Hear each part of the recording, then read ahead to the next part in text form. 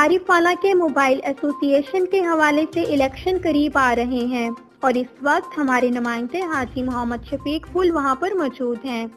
मज़ीद जानते हैं मोहम्मद शफीक से। जी शफीक, बताइएगा क्या हालात हैं इलेक्शन के हवाले से।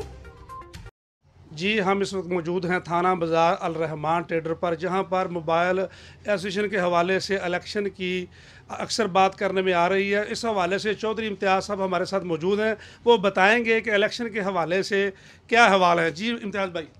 अस्सलाम वालेकुम जी, मैं इम्तियाज़ अल रहमान मोबाइल से।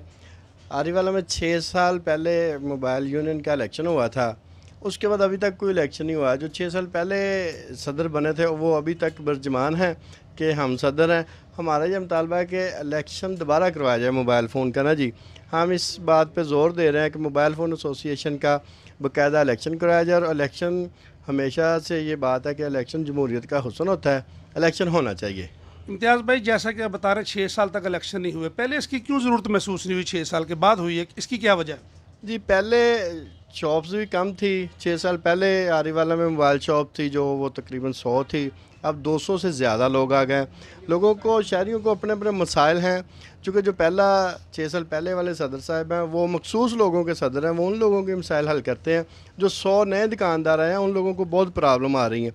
वो कहते हैं कि इलेक्शन होना चाहिए, हमें नया सदर आना चाहिए जो हमारे मसाइल हल करे, हमारे साथ चले। तकरीबन कितने वोट है आपके मोबाइल एसोसिएशन के? मोबाइल एसोसिएशन के वोट इस वक्त 200 से प्लस हो गए हैं जी आरीवाला में। आपका कहना है 200 बंदा उसको नहीं मानता जो पहले खुद साख्ता सदर बना हुआ है? नहीं जी, आप मोबाइल फ़ोन के जो दुकानदार हैं, अक्सरियत जो है ना जी, वो कह रही है कि इलेक्शन होना चाहिए और इंशाल्लाह होगा अब इलेक्शन।